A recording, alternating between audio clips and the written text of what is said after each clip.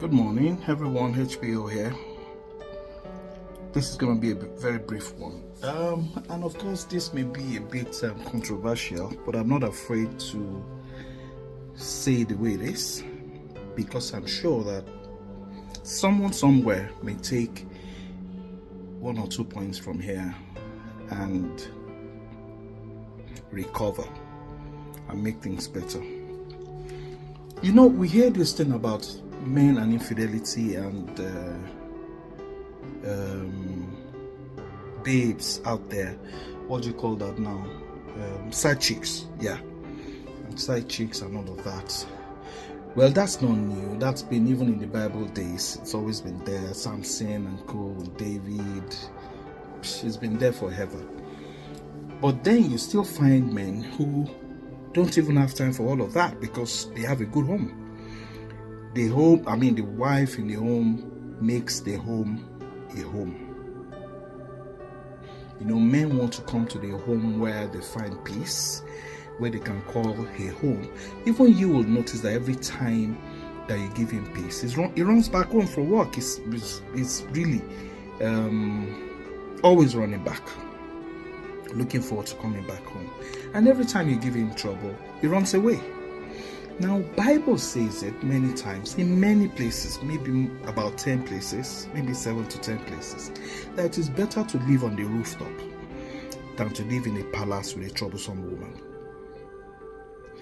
Now, this is the point that I want to make. Sometimes men don't want to leave their wives, they still want to stay. But when you're giving them trouble, they go away for a while. Sometimes he finds himself a side chick. You can fight me for this, but it's okay. Do you know that side chick sometimes are the ones who make your husband a sane man? I mean, he would have been a dead man. He would have been a confused man. He would have been he could have even committed suicide. But for the side chick who keeps him calm, who gives him reason to think again, gives him reason to live again, gives him reason to look at his issues all over again and calm down. So he finds solace in that other place. Look at Samson.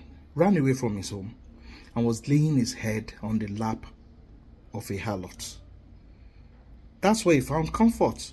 Come on, don't pretend as if that's not what it means. You lay your head on the legs, on the thighs of a harlot. You found peace there. So if you keep giving trouble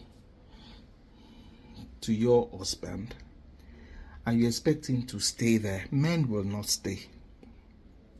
He will run. Some people also believe that, as I've heard before, that it is a woman that must give a man problems. We don't want problems.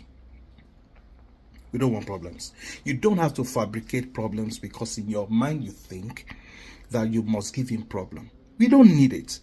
Now let me crown my conversation today with this. There's a lot of confusion in homes these days. I'll tell you why. God's plan for home does not include a woman competing with her husband.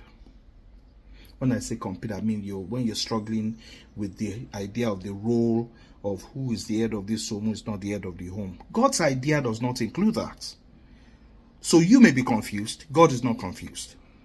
So if there's confusion in your home, check if your husband is the head of your home, if your husband is in control of your home, or you are contesting the role of leadership of that home. If that is what your experience is, don't be surprised he'll run away. No man wants, to live in the home with another man. He wants to live in the home where he feels like he's the head of his home. He may not like it. A man, you cannot expect him to be a king in his mind and in his heart if you've not made him a king in your own heart. Have a good morning. I hope this saves some home. I hope this saves some homes and take your children away from confusion and instability. Peace.